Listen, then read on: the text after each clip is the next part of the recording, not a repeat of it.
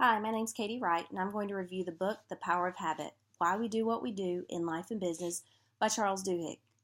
Charles Duhigg is a Pulitzer Prize-winning staff writer at the New York Times. He studied history at Yale and received an MBA from the Harvard Business School. This book, The Power of Habit, conveys his research in the fields of psychology and neuroscience to provide a scientific approach to understanding habits. While he describes the aspect of habits in many different areas, for the purposes of this discussion, I'm going to focus on how businesses use the science to sell more products. A habit is defined as a settled or regular tendency or practice, especially one that's hard to give up. We often think of our habits as quirky things we do over and over again without really thinking about them. But when we're selling a product or service, those repetitive actions are exactly what we want people to indulge in. For companies to understand a habit, they must identify the habit loop. The habit loop consists of an environmental cue that automatically leads to a behavioral routine, and this results in a reward. Duhigg uses the habit loop as a framework to explain such diverse behaviors as why people buy certain brands of toothpaste, become addicted to cigarettes and alcohol, or prefer particular songs on the radio. The habit loop is just what the companies we're going to discuss have used to create a customer experience that results in habit-forming products. Take Pepsodent and Febreeze. These examples are discussed in detail in the book. Two very different products that have an important thing in common. Ad campaigns for these products were successful at transforming habits.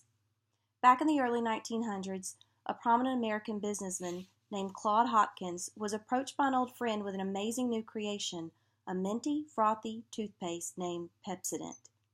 Before Pepsodent, almost no Americans brushed their teeth. A decade after Hopkins' advertising campaigns, toothbrushing had become a daily ritual for more than half the population. Let's look at one of those early Pepsodent ads. Hey, Susie Q, what's cooking with you? Your teeth look whiter than new. My teeth aren't new, but my toothpaste is new Pepsodent. Get with it, kids. New package, new flavor, new formula, too, means brighter smiles for me and you. You'll wonder where the yellow went when you brush your teeth with Pepsodent. The new formula with IMP gets teeth much whiter. You can see it cleans the stains and film away, while Irium fights tooth decay. You'll wonder where the yellow went when you brush your teeth with Pepsodent. The taste is new, so fresh and clean. That new taste really lasts. It's keen. And while it makes your smile a rave, it also makes your breath behave. So start going steady right away with Pepsodent. Get some today. You'll wonder where the yellow went when you brush your teeth with Pepsodent. Pepsodent. Pepsodent. When Hopkins signed on to promote Pepsodent, he realized he needed to find a trigger for its daily use. He sat down with a pile of dental textbooks. It was dry reading, he later wrote in his autobiography, but in the middle of one book I found a reference to the mucin plaques on teeth, which I afterward called the film. That gave me an appealing idea. I resolved to advertise this toothpaste as a creator of beauty. When Hopkins identified tooth film, he found a cue that had existed forever. Moreover, the reward that Hopkins was promising was hard to resist. Who doesn't want a prettier smile? And all you had to do was brush your teeth with Pepsodent. Fast forward about 70 years and let's look at Febreeze. Febreeze's story illustrates how a company's shift in advertising transformed a potential flop into a billion-dollar industry. When Febreeze was first introduced in test markets, P&G advertised it as a way to remove odors such as cigarette smoke from people's clothes. But after months of trying to pitch Febreeze that way, sales went from bad to worse. And what P&G realized was that people were desensitized to these unpleasant odors in their lives. Therefore, selling the Febreeze routine cued by bad smell was a failure because consumers thought their houses smelled fine. After further analysis, P&G realized that it could only succeed with Febreeze if they positioned it as part of an existing cleaning routine. Specifically, they came up with advertisements that sold Febreeze as the routine or habit associated with cleaning a room. There was the cue, a freshly cleaned room. The routine or habit, spraying that room with Febreeze.